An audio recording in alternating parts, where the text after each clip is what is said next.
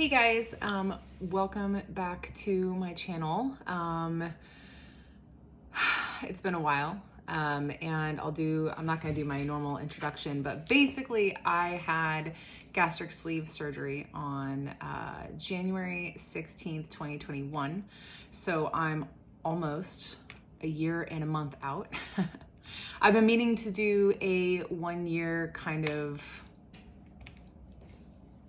update since I'm most active on Instagram.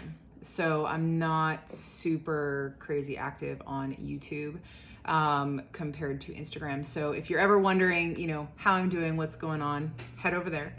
I will probably eventually, once I get to maintenance and start looking into plastic surgeons for skin removal, I will do more of that on here because I want to document that process as well. But basically, I'm, like I said, just over a year out. My starting stats, before I went to Blossom for my surgery, I was about 380 pounds a year before Blossom. And then I managed to lose basically 10 pounds total in a year. Pretty much I lost and then regained and lost and regained. But I only made it down to 370 by the time I booked my appointment at Blossom. And then I lost another 7 pounds over the course of the next few months while I was making some lifestyle changes, getting ready for Blossom. And when I did my pre-op, when I weighed in for surgery, I was 350 pounds. So now I'm, like I said, just over a year out, and not sure if you can tell, but neat. I have lost just literally, guys, a pound. I am 159 pounds down from my heaviest. I am chock full of loose skin. It's great. But I've lost 159 pounds total, 130 pounds or something like that since surgery. Yeah, but almost 160 pounds down. Like, I'm supposed to weigh in 2 days. And so who knows, maybe I'll have hit that by then. But it's been a crazy journey. I also ended up losing my gallbladder. That's probably back a couple videos. Unfortunately, that is a pretty common, I almost want to say the statistics are close to 80% of people who have bariatric surgery have gallbladder issues or have to have their gallbladder removed. The hell? Who knows? Anyways, this is why I hate doing these kinds of videos. This is why, like, when I first started, I had to read from a script because I have ADHD and my brain just is like all over the place. Let's see. I eat now around 1,200 to 1,300-ish calories a day. When I get to maintenance, I'm going to eat probably around 1,600 to 1,800, depending on my workout schedule. I don't really worry about carbs anymore. I eat healthy carbs. In fact, I'm sitting next to a giant bread. Although, let's be real, bread actually doesn't sit well with me, like, at all. I can eat about a half a slice and then my stomach is, I'm like a duck. You put bread in me and my stomach just goes, and I can't. So, but my point is I'm not scared of carbohydrates anymore. I feel like for the first 6 months, especially with Blossom's program, they do recommend for the 6 months that you eat very low carb, but then they do want you to start incorporating carbohydrates. I recently, 3-4 weeks ago now, I guess, was feeling pretty terrible. I actually thought that I had caught the COVID, but I hadn't. I talked to Blossom Bariatrics, to Alex, the dietitian over there, and he suspected that probably what I was dealing with was adrenal fatigue. So I pretty much was like crashing hard repeatedly throughout the day. I was so exhausted. I can't even describe the level of exhaustion, guys. It's like probably the same level of exhaustion as like immediately following surgery when you can only consume like 300 or 400 calories and your body's like screaming and your energy levels just like in the toilet. Like it was so bad. It was so bad actually that I took a couple naps, and I haven't taken a nap since before surgery. Before surgery, I would take a nap every fucking day if I could. But now, ever since surgery, like my energy levels are through the roof normally. Like I'm bouncing around the kitchen. My husband thinks I'm on crack. Like it's, it's bad. But I just crashed so hard. And after talking to Alex, we kind of made a plan in terms of cutting out caffeine. So if you drink a shitload of caffeine like me, and you start to feel like shit, maybe try cutting the caffeine. Because honestly, within days, I felt better. I've been sleeping a lot. I've been sleeping like 8 hours a night, which is unusual for me. Normally, I'm like a 6-hour a night person. So recovery from that has been a little bit of a struggle, but I'm recovering. I'm doing pretty good on that part. But I've been trying to incorporate more fruit into my diet. Blossom, at over a year out, they suggest that you eat up to a half a cup of fruit a day. And I limit my fruit to like twice a week. So I have not succeeded yet, but I'm trying to increase my fruit, increase my fiber, basically just trying to keep my energy levels where they need to be. I've also, for the first time since surgery, actually started eating every 3 hours or so. For a while, I was setting an alarm on my phone because I felt like my blood sugar was crashing, even though my A1C is completely normal, because it was not a year ago. My A1C is completely normal, but I still felt like my blood sugar was just taking a dive repeatedly throughout the day. So I started eating every 3 hours, even if it's just like a cheese stick. And honestly, it's made a world of difference actually in my energy levels. I'm working out again. I stopped working out with the adrenal fatigue. And I had obviously had to stop working out because I had gallbladder surgery 3 months ago. So, I had to stop working out, but now I'm working out again, and I'm noticing that my energy levels are still not great when it comes to like heavy workouts. And I like to lift weights, and do, a fair amount of hard cardio, and my energy levels just weren't there. So I'm still struggling to fuel myself properly before working out, but it's, like this entire fucking journey, it has been a process of reconnecting with my body, because I was never really connected with it before surgery. Honestly, I rarely listened to hunger cues, hormone cues, like exhaustion cues. I never listened to any of it. I just kind of did whatever I wanted to do. And now I'm like, okay, body, what do we need today? And that's been even more so since losing my gallbladder. Honestly, I have to eat a little different than I did before losing my gallbladder. I have to watch the fats that I eat, because there's this lovely thing, and I'm going to be completely honest on here because why the fuck not, called basically what we call bile farts after surgery, after losing your gallbladder. So if you don't know, a little education, your gallbladder sits over here attached to your liver.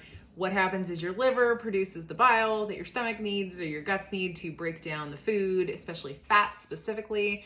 Your gallbladder, it holds the bile and creates a little reservoir. And then when you eat something fattening, it squirts out all the bile in one big go, and that helps your body digest a large amount of fat.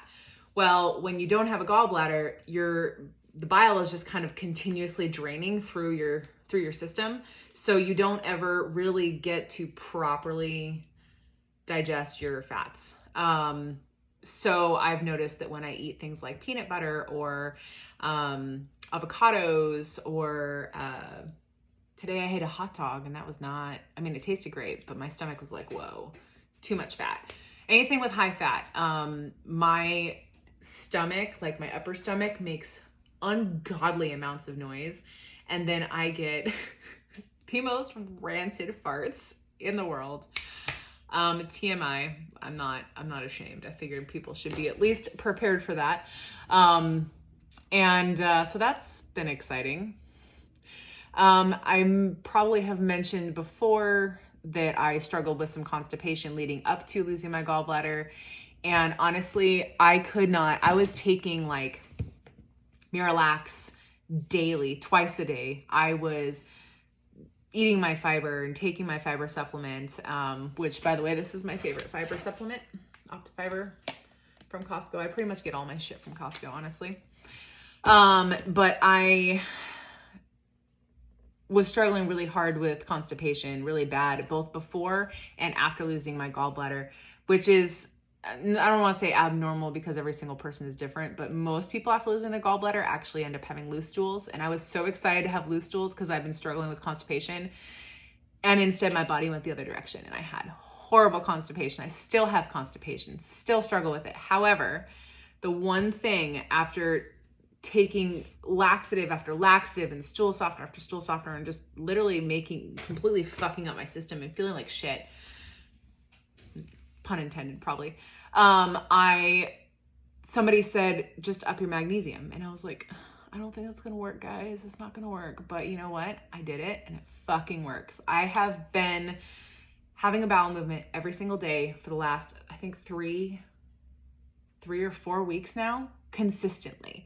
And that has been unheard of for like 6 months for me. So this is amazing. So this is what I take, Calm Vitality. I take their gummies. It's a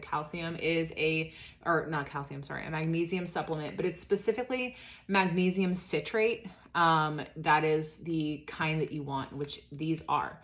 So I actually take, the dosage is 4 gummies a day for an adult. I absolutely double that. So I take 8 gummies a day, and that is basically your body takes the excess magnesium and uses it to flush out your system. And it has been the only thing that has been keeping my intestines moving and not getting stopped up. Doesn't mean I still don't struggle with some constipation. I definitely do, but it has gotten so much better since taking that supplement. So I will link that down below. This I got off Amazon. I will link my Amazon storefront down below for the first time, which has a whole bariatric section on bariatric friendly foods and friendly fines. And this is in the bariatric friendly fines section. So if you're interested, I'll link that below. But seriously, this has been the only thing that's helped me, and helped me and not made me feel like shit. Like, I think that's the key part, is that like taking things like Miralax or Ducalax or whatever, like eventually your guts are just unhappy that you're forcing them to move with, chemicals, basically. And whenever I took the Senna, the Smooth Move tea, I had a lot of painful cramping, which you're not supposed to have that, but I did. And this is the only thing that doesn't give me any painful cramping and keeps everything moving, and has been and also these taste delicious. They have an orange one, and then this is the raspberry lemon, and they taste delicious. So this is like a little treat at the end of the night. Anyways, so if you're interested in the foods that I'm eating, head over to my Instagram. I post on there multiple times a day. And I've got some promo codes over there for some of my favorite stuff that I use as well. Let's see, what else? So I'm just about 220 pounds. I still got about 40 pounds to go left to my goal. What's interesting is after I hit 150 pounds down, my brain kind of reset. It was a little weird. I just kind of stopped being so obsessed with the scales. I get annoyed when the scale doesn't move, but I'm also I'm in the gym, multiple days a week, lifting weights. I'm restructuring my body. This is an extra large, and honestly, it's a little bit too big. I can wear a unisex medium now, down from a 3XL. So that's a pretty huge change for me. I fit in a size 12 pant, which is crazy because I still have a decent amount, if you head over to my Instagram, you'll see my skin movie, or my loose skin video, but I'll probably post it on here actually as well. But I've got a lot of loose skin. especially in my arms here, and in my belly. And I somehow am able to shove that into a size 12. So I'm down from a tight 26 to a size 12, and a 3XL to a medium large, depending on the shirt. And let's see what else. I'm going snowboarding this weekend for the first time in 14 years. I used to be a big snowboarder when I was a teen and a kid. And I was really good at it too, like really good. But I haven't been since I was 21. And when I went last time, I was like 300 pounds and could barely do it. So I'm unbelievably excited to be able to go this weekend as a celebration for my birthday, which is next week. And I don't know, I guess an update too is that I am studying to get my certified personal trainer, my personal training certificate. I don't know why I mixed those up, but I'm studying to be a personal trainer. I should be done here in the next month or so, and will start my own personal training business. And I would like to work specifically with bariatric patients. I know that my own journey through this has been pretty intense in terms of reconnecting with my body and figuring out how to work out. I used to be an athlete, so perhaps my story is going to be different than other people's, but I spent so long not only being competitive against myself and others, but just like generally in a very different mindset than I am now about exercise. And now I'm really focused on that reconnecting and figuring out what my body needs, and how to take care of it, and how to exercise, and how to get the results I want and do it properly. Because I feel like a lot of my workouts over the years have been pretty haphazard. So that's another one. I'll do a whole video on that at some point when I'm ready to reveal that, what I'm planning to do with it. But there's been a lot of changes and a lot of exciting stuff coming up, and starting to finally feel like really good again after losing my gallbladder. There was a rough few months, rough few months. And I think that's part of why I haven't really been on here and doing videos, is I just haven't had the emotional capacity to do these. Just because I was so focused on healing and figuring out how to take care of my body after two pretty major intestinal surgeries.